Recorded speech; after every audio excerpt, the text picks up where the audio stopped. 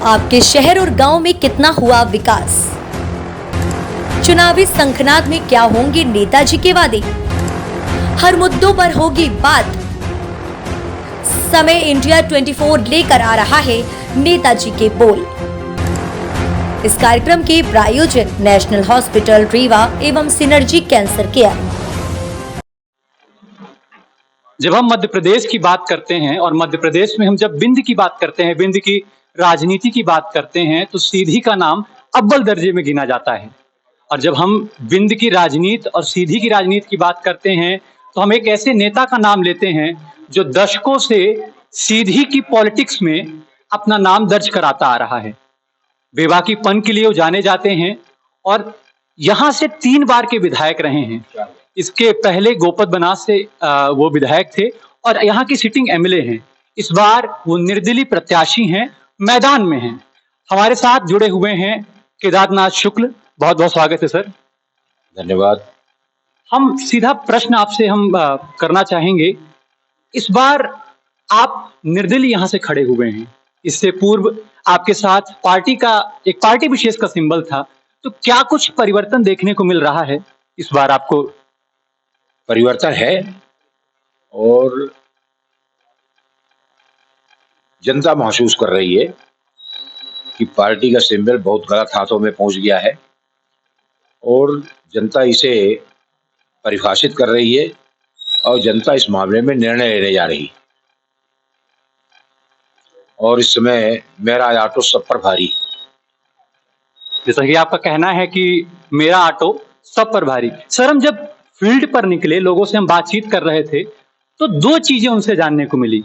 एक ये उनका कहना था कि सीधी में केदार है जरूरी, और वो ये भी कह रहे थे, हमने जब उनसे पूछा कि टिकट कटने का क्या कारण हो सकता है, तो उन्होंने कहा कि पार्टी के भीतर अच्छे से आला कमान से वो बन नहीं पा रही थी। क्या कुछ अहम कारण हो सकता है? कई प्रश्न ऐसे पूछे गए, लेकिन हम आपसे जानना चाहेंगे क्या अहम कारण हो सकता है? पार्टी को, विशेषकर दिल्ली को अंधेरे में रखा गया और वहां गलत फीडिंग की गई। सांसद जी ने वहां अपने दिल्ली संपर्कों का लाभ उठा करके नेतृत्व को अंधेरे में रखा, वास्तविकता से अनभिज्ञ रखा और इसके कारण ऐसा निर्णय हो गया, जिसको यहाँ आकर के रीवा में राष्ट्रीय अध्यक्ष नड्डा जी, अमित शाह जी और यहाँ तक कि मोदी जी ने भी अभिव्यक्त कर दिया है। सीधी आने पर मोदी जी ने किसी का प्रचार नहीं किया, किसी को वोट देने की अपील नहीं की, उम्मीदवार को मंच पर खड़ा तक नहीं किया, उम्मीदवार की ओर निहारा तक नहीं उन्होंने। उनको ये सब चीजें मालूम हो चुकी थी, इसलिए एक अपराध बोध तो था उनके अंदर। आप दशकों से राजनीति में हैं, इन 20 वर्षों में क्या कुछ ऐसी चीजें अभी विकास कार्य की आवश्यकता और आपको समझ आ रही है जिसकी आप जरूरत महसूस करते हैं कि अगर कुछ वर्ष और मिलें तो उसको पूरा किया जाए? विकास एक प्रक्रिया है और निरंतर प्रक्रिया है। विकास का पहिया कभी रुकता नहीं है और विकास के पहिए की गति का संचालन जिसकी समझ में नहीं आता वो विकास क्या करेंगे। जब मैं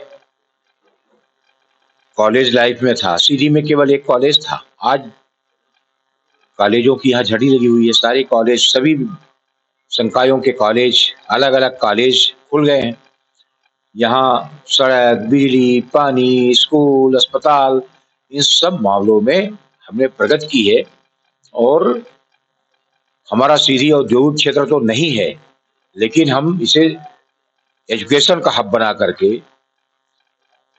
एक लीड ले सकते हैं और जनता को सुपास दे सकते हैं।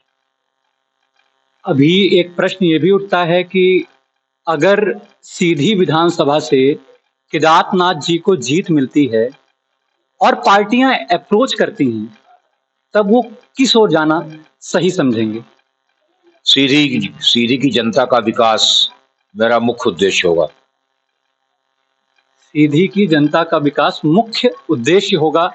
सर, बातचीत बहुत हो चुकी है कि पेशाब कांड का नाम लाया गया। पेशाब कांड के वारदात के बाद ये भी कहा गया कि टिकट कटने की सबसे मुख्य वजह पेशाब कांड रही है। सर, एक सवाल ये उठता है कि ये हकीकत सब जानना चाहते हैं। आपने कई बार ये बात कही है कि वो जिस व्यक्ति ने ये किया है उसका बीजेपी से मुख्यतः आपसे कोई लेना देना नहीं है, लेकिन इसके पीछे क्या वजह हो सकती है कि यही कारण बना हो टिकट कटने का, या फिर कोई अन्य कारण? देखिए, ऐसा है, बात का बतंगड़ कुछ भी बन जाए, यह घटना 3-4 साल पुरानी है और बाद में अब सब साफ हो चुका है। लोगों ने तिल का ताड़ राई का पहाड़ बनाया है और इसे सब समझ चुके हैं। अब इस बात पर चर्चा करना कोई उचित नहीं है। ये बात बहुत पुरानी है जो मैं आपसे प्रश्न कर रहा हूँ। आजाद नगर हो या फिर गोरियरा बांध के आसपास की जमीन आदिवासियों के लिए संरक्षित करना हो, ये कैसे संभव हो पाया था, ये जनता हमारी जानना चाहती है। मेरी पृष्ठभूमि आंदोलन रहा है। आपने 2 उदाहरण दिए हैं। यहाँ जितने भी लौहिया की पहाड़ी, नगमा की पहाड़ी, सिमरिया की पहाड़ी, पप्पड़खुरी की पहाड़ी, लगभग सीधी विधानसभा क्षेत्र के अंदर 10,000 मतदाता मेरे द्वारा उस समय आवास जिनको उपलब्ध कराया गया जब कहीं आवास योजना का नामो निशान नहीं था, और आवास योजना का नामो निशान न होने पर भी मैंने लोगों के लिए लड़ करके सरकारी जमीन लूट करके लोगों में पहुंचाया वो, और उससे मेरा कोई लेना एक देना दो, लेकिन पब्लिक को पूरा लाभ। क्या आपने चुनाव चिन्ह ऑटो की मांग की थी? ये लोगों के बीच में बातचीत चल रही थी कि ऑटो चुनाव चिन्ह मिलना चाहिए और ऑटो से ही प्रचार होना चाहिए। उसमें कॉलम होता है भाई, 2-3 चिन्ह बताए जाते हैं, ऑप्शन दिए जाते हैं, उनमें से इलेक्शन कमीशन कोई अलॉट करता है। मैंने भी ऑटो की मांग की थी, ऑटो मुझे मिल गया। यहाँ से सांसद रही और इस बार आपके विपक्ष में हैं, बीजेपी ने सांसद से अब विधायकी का टिकट दिया है ऋति पाठक को। ऋति पाठक एक और ये कह रही थी इससे पहले कि हमारे बड़े बुजुर्ग हैं वो पार्टी से कहीं नहीं गए हैं, अब क्योंकि निर्दलीय आप चुनाव लड़ रहे हैं, कई ऐसे आरोप आप पर विपक्षी जो नेता हैं वो लगा रहे हैं।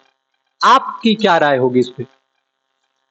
गिरगिट के रंग बदलते हुए आप देख रहे हैं, और गिरगिट हमेशा रंग बदलता है, उसको स्वभाव है। जिन लोगों के वक्तव्य चेंज हो रहे हैं उनको सबको देखिए ठीक से।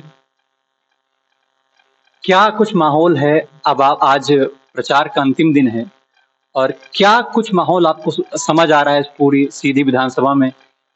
क्या इस बार बदलाव या फिर से आपके साथ जनता जा रही है? ऑटो की गति बहुत तेज है और ऑटो सबसे आगे निकल चुका है और बहुत आगे निकल चुका है। तो हमारे साथ बातचीत के लिए नेताजी के बोल कार्यक्रम के लिए जुड़े हुए थे सिटिंग एमएलए केदारनाथ शुक्ल। बहुत बहुत धन्यवाद सर हमारे साथ जुड़ने के लिए और बातचीत करने के लिए। बहुत बहुत। आपके शहर और गांव में कितना हुआ विकास? चुनावी शंखनाद में क्या होंगे नेताजी के वादे? हर मुद्दों पर होगी बात। समय इंडिया 24 लेकर आ रहा है नेताजी के बोल। इस कार्यक्रम के प्रायोजक नेशनल हॉस्पिटल रीवा एवं सिनर्जी कैंसर केयर।